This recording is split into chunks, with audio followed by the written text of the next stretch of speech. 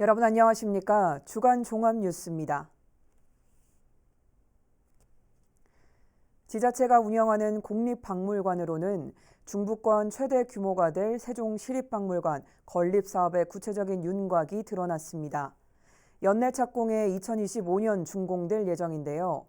후보지 선정 과정부터 우려사항으로 지적됐던 접근성 문제는 어떻게 해결할 예정인지도 짚어봅니다. 김우순 기자입니다. 세종시 고운뜰공원입니다. 현재 주민 휴식 공간으로 활용 중인 이곳 2만 5천여 제곱미터 면적의 세종시립박물관이 조성될 예정입니다. 지하 1층, 지상 2층 높이에 전시 면적만 2,387제곱미터에 달하는 등 전체 연면적이 9,326제곱미터에 이르는 중부권 최대 규모의 공립박물관이 될 전망입니다. 박물관 건립에 투입되는 총 사업비만 473억 원. 최근 세종시는 건축 인허가를 마치고 공사를 발주했으며 이르면 오는 11월 중 착공해 2025년 말까지 공사를 마친다는 계획입니다. 지난 16일엔 인근 주민들을 대상으로 본격적인 공사에 앞서 주민들의 협조를 요청하는 사업 설명회를 열기도 했습니다. 특히 이날 설명회에서 참석자들의 주된 관심사는 방문객들의 접근성으로 모아졌습니다. 보시다시피 이곳 고운뜰공원의 지대가 높다 보니 장애인이나 노약자들의 이동은 물론 차량의 통행이 쉽지 않기 때문입니다. 차량 진입의 핵심은 현재 주택단지에서 공원관리사무소로 올라가는 폭 4m 도로를 6m로 확장해 2차선으로 만드는 한편 도로 옆으로 폭 1.5m의 인도를 추가 설치하는 방안이 검토되고 있습니다. 또 박물관엔 지상과 지하를 포함해 모두 95대의 차를 주차할 수 있는 공간을 확보하기로 했습니다. 특히 보행으로 방문하는 이동 약자의 편의를 위해선 벽청광장 인공폭포 옆 데크 인근에 승강기를 설치하는 것으로 LH와 협의를 마쳤습니다. 이 데크 옆에 이 외부의 승강기, 그러니까 외부 엘리베이터를 지금 이번 공사에 포함해서 이번에 이것을 조성해서 이제 장애인분들도 박물관에 좀 장벽 없이 쉽게 좀 접근이 가능할 수 있도록 좀 조성하려고. 세종시립박물관이 문을 열게 되면 인근의 시립도서관, 모두의 놀이터 등과 연계해 고운뜰공원 일원이 지역을 대표하는 문화공간으로 자리매김할 것으로 기대를 모으고 있습니다. BTV 뉴스 김우순입니다. 세종시 신도시에 소규모 숙박시설 입점 허용을 두고 지역에서 논란이 일고 있습니다. 지난 2년 사이 이미 2차례의 시도가 무산된 바 있어 이번에는 어떤 결과로 이어질지 주목되고 있습니다. 김우순 기자의 보도입니다. 현재 세종시 신도시에 문을 연 숙박시설은 관광호텔 등 3곳으로 하룻밤 15만 원 안팎의 적지 않은 숙박료를 지불해야 합니다. 모텔과 같은 중저가 숙박시설은 전무한 상태입니다. 오는 2025년 열리는 국제정원도시박람회와 2027년 열리는 학예 세계대학 경기대회를 성공적으로 치르기 위해선 소규모 숙박시설의 추가 설치가 반드시 필요하다는 게 세종시의 생각입니다. 이 때문에 세종시는 나성동과 어진동 일원에 소규모 숙박시설 입점을 검토 중입니다. 숙박시설 유치와 함께 상가 공실도 줄이는 일석이조의 효과를 기대하고 있는 겁니다. 이러한 계획에 인근 상인들은 반기는 분위기입니다. 중저가 숙박시설이 있어야 방문객들이 세종시를 부담 없이 찾아 체류 시간도 늘고 나아가 지역경제 선순환 구조로 이어질 수 있다는 판단에서입니다. 세종시에 많이 찾아오는 중앙부처 공무원들, 관련 기관들 그런 분들이 머물 수 있는 곳이 없습니다. 그분들이 머물 수 있는 여비는 7만 원에 한정되어 있는데 계속 외주로 빠지다 보니까 내수경제라든지 지역 시민들, 소상공인들이 불편함을 많이 느끼고 있습니다. 상가 공실을 이용한 중저가형 호텔이, 도시형 호텔이 필요하다고 생각하고 있습니다. 반면 인근 주민들은 조직적인 반대 운동에 들어갔습니다. 숙박시설이 입점할 것으로 유력시되는 나성동 먹자골목의 경우 아파트 단지에 둘러싸여 있어 자녀들의 교육 환경을 해칠 수 있다는 우려 때문입니다. 나성동에 위락시설 부지가 있습니다. 그쪽으로 예를 들어서 모텔이 들어온다고 하면 나성동에서도 반대할 이유가 없거든요. 근데 하필이면 아파트가 둘러싸고 있는 중심지인 먹자골목에 들어온다고 해서 그 부분을 지금 반대하고 있는 부분이고요. 그쪽에 상가 상층부에 입점을 시키겠다고 하면 사실상 대실 영업이 될 것이 분명하고. 결국 불건전한 숙박시설로 운영되는 것을 가장 우려하는 건데, 이에 대해 최민호 세종시장은 최근 기자간담회에서 세종시가 단속을 하고 행정지도를 꾸준히 해나가겠다는 입장을 전한 바 있습니다. 세종시는 앞으로 주민 공람 공고 등의 행정 절차를 거쳐 오는 10월쯤 지구 단위 계획 변경을 완료할 계획입니다. 그러나 찬성과 반대 모두 서명운동 등을 통해 반드시 자신들의 의견을 관철시키겠다는 입장이어서 해법 찾기가 쉽지만은 않을 것으로 보입니다. BTV 뉴스 김우순입니다. 열악한 환경의 아산시 자원봉사센터를 조속히 건립해야 한다는 지적이 나오면서 지난해 10월 아산시가 신속히 건립될 수 있도록 노력하겠다고 밝혔는데요. 하지만 아직까지도 건립 방식을 검토하고 있다는 말만 되풀이하고 있습니다. 보도에 김장섭 기자입니다. 아산시가 직영으로 운영하고 있는 아산시 자원봉사센터. 새마을회관을 무상으로 빌려 사용하고 있는데 부족한 공간으로 인해 봉사활동에 어려움을 겪고 있습니다.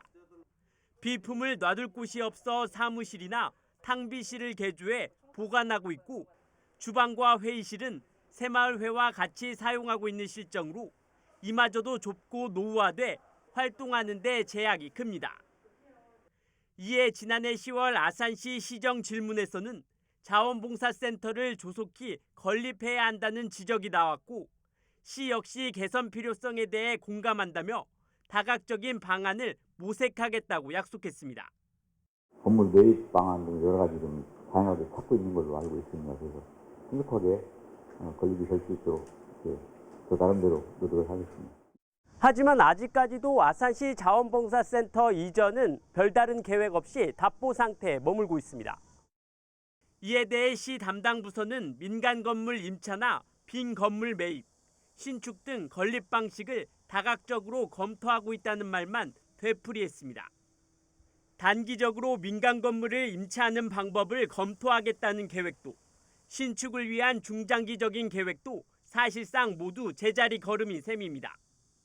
자원봉사 도시 아산으로 거듭날 수 있도록 여건을 만드는 데 최선을 다하겠다고 밝혔던 아산시.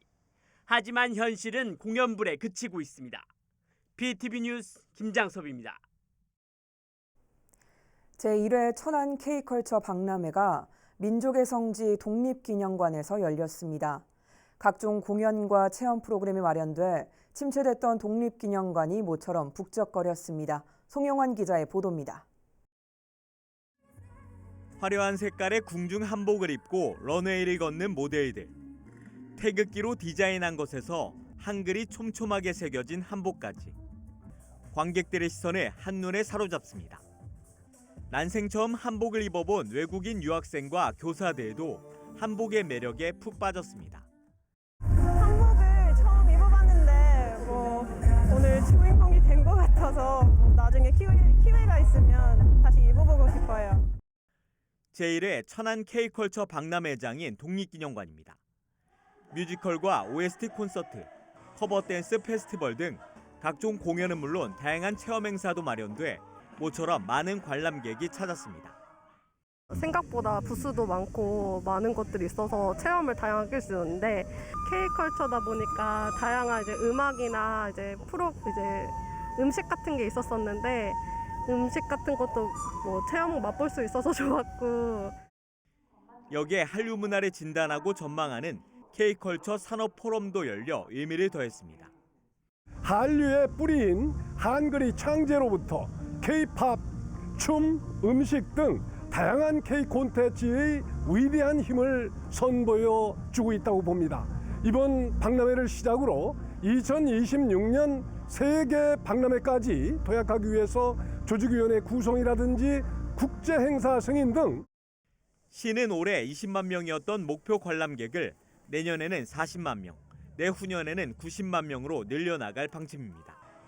BTV 뉴스 송용환입니다. 아산시 여성단체 협의회가 추진하고 있는 다문화 멘토링 사업이 호응을 얻고 있습니다. 열악한 주거 환경을 개선해주고 출산 가정에게는 선물 꾸러미 등을 지원하면서 다문화 가정에게 큰 보탬이 되고 있습니다. 김장석 기자입니다. 생후 5개월 딸을 키우고 있는 레김뚜엔 시집에 새 싱크대가 도착했습니다. 묵은 때로 얼룩진 싱크대가 모두 철거되고 깔끔한 싱크대가 새롭게 설치됩니다. 어느새 낡은 주방은 새 주방이 됐습니다. 이유식 식기 세트와 애착 인형 등이 담긴 출산 선물 꾸러미가 전달됩니다. 귀여운 아이 웃음소리에 모처럼 거실에 활기가 넘칩니다. 싱크대 새로 주셔서 감사합니다. 우리 아기도 선물 받아서 감사합니다. 모두 아산시 여성단체 협의회가 추진하고 있는 다문화 멘토링 사업으로 한국 생활에 어려움을 겪고 있는 다문화 가정들을 돕기 위해 진행되고 있습니다. 한국에서 정착하고 행복하게 살았으면 좋겠어요. 그런 생각으로 이걸 하고 있습니다. 그래서 다빈이가 이 다음에 커서 할머니하고 한번 찾아왔으면 좋겠어요. 아산시와 관내 주방가구 기업도 동참하면서 올해에만 다문화 가정 3가구의 주거 환경 개선을 지원했습니다. 아울러 시는 앞으로도 여성단체 협의회와 함께 친정엄마 대주기, 전통음식 체험하기 등 다문화 가정 이주 여성들이 한국에 잘 정착할 수 있도록 지원을 지속해 나갈 계획입니다. 삼계탕을 만들어주고 계절 음식을 또 김치를 담궈주고 이런 역할을 정말 열심히 잘하고 있어서 정말 호응이 굉장히 좋습니다. 그래서 내년도에도 지속적으로 운영할 계획을 가지고 있습니다. 주거 환경 개선은 물론 출산 선물 꾸러미까지 다문화 멘토링 사업이 한국 생활에 어려움을 겪고 있는 다문화 가정에게 희망이 되고 있습니다. BTV 뉴스 김장섭입니다. 킥보드 고라니, 일명 킥란이라고 불리는 전통 킥보드 인명피해가 충남 지역에서 매년 증가하고 있습니다. 천안과 아산에서만 70% 이상 발생하고 있는데요. 2년 전 법도 한 차례 강화됐지만 여전히 현장에서는 위험한 질주가 계속되고 있습니다. 보도에 강현준 기자입니다. 천안의 한 대학가. 전동 킥보드가 좁은 도로 사이를 비집고 아슬아슬하게 보행자를 비켜갑니다. 안전모를 안 쓰는 것은 물론이고 전동 킥보드에 2명이 올라타 위태롭게 횡단보도를 건넙니다. 모두 도로교통법 위반입니다. 학교 그냥 주변에서 2명씩 타는 경우 그냥 많이 봤는데 그냥 그럴 때마다 좀 뭔가 좀 아슬아슬해요. 학교가 또 경사도 있다 보니까 내리막길이 조금 위험하지 않을까. 사고 위험 탓에 안전모 착용, 인도 진입 불가 등 관련법이 한 차례 개정됐지만 현장에선 여전히 잘 지켜지지 않는 실정입니다. 자전거 도로 통행이 원칙이지만 자전거 도로의 75%가 자전거, 보행자 겸용 도로로 이뤄진 점도 문제입니다. 전동 킥보드와 자전거 이용자, 보행자들이 얽히며 사고로 이어질 수 있기 때문입니다. 걸어가다가 앞으로 갑자기 빨리 튀어나올 때도 있었고 둘이 타다가 조금 이렇게 휘청이면서 넘어지려고 했던 것도 많이 몇 번 봤었고요. 네, 그래서 보면서 좀 위험한데 싶은 적이 많았어요. 확 나와가지고 깜짝 놀라가지고 부딪힐 뻔했던 적이 많이 있어요.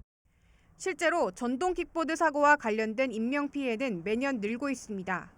충남 지역에서 개인형 이동장치 사고로 인한 부상자는 2020년에는 20명, 21년에는 사망자 2명을 포함한 42명, 22년에는 78명이나 발생했습니다. 위험 요소를 해소하기 위한 추가적인 대책이 필요하다는 목소리가 나오는 이유입니다. 앞으로 이 국회에서 이런 법안들이 통과가 돼서 보험에 대한 부분, 대여사업자 등록에 대한 부분, 그리고 그 전동 킥보드 이용하는 도로에 대한 명시에 대한 부분이 좀 원만하게 좀 돼서 안전한 그런 이용 편의가 될 수 있게끔 하는 것을 기대하고 있습니다. 전동 킥보드가 더 이상 도로 위 보행자의 간담을 서늘하게 하는 킥란이가 아닌 편리한 교통수단이라는 본래 목적을 되찾도록 하는 고민이 필요한 시점입니다. BTV 뉴스 강현준입니다.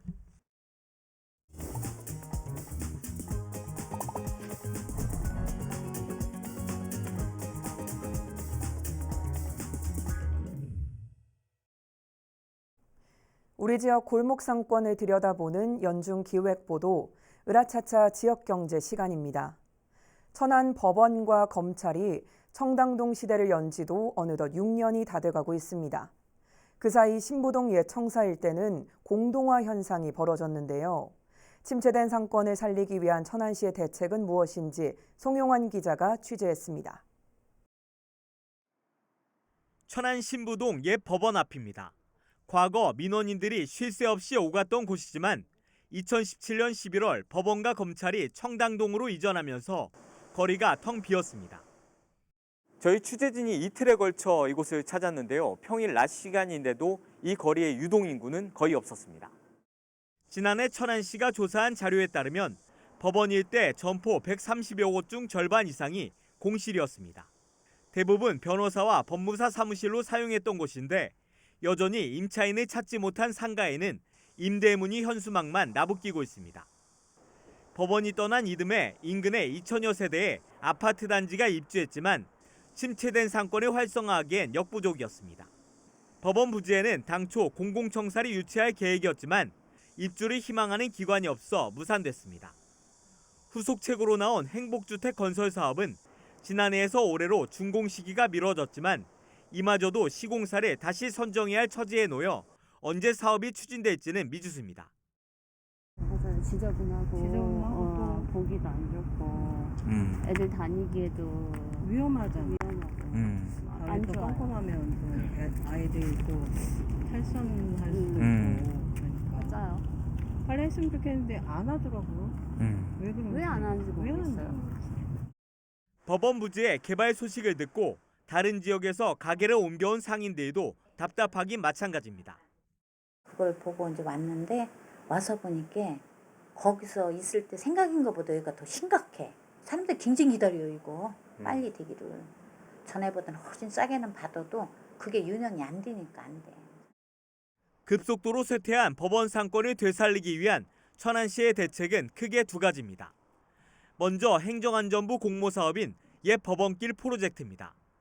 공실 상태인 점포를 지역 청년 기업인과 청년 예술인 등 일명 로컬 크루들의 거점 공간으로 탈바꿈시켜 문화예술 특화거리로 조성한다는 계획입니다.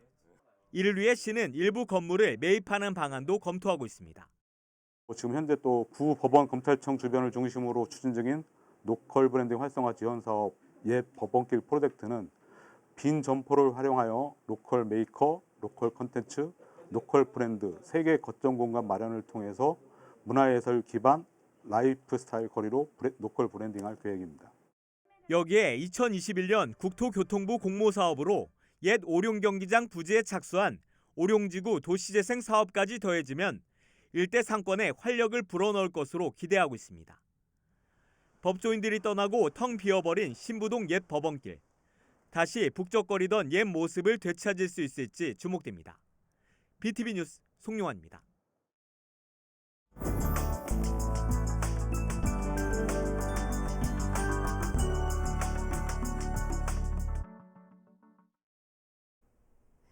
아산시 도고온천, 과거의 화려한 명성을 뒤로 한 채 현재는 쇠락한 관광단지로 기억되고 있는데요. 이곳에서 소멸돼가는 지역과 문화를 새롭게 발굴해 나가고 있는 청년이 있습니다. 오늘 선한이웃 좋은 사람에서는 새롭게 찾아오는 청년들과 터전을 잡고 살아가는 원주민들 간의 연결고리를 만들어가며 도고 지역에 새로운 바람을 일으키고 있는 최낙원 씨를 만나봅니다.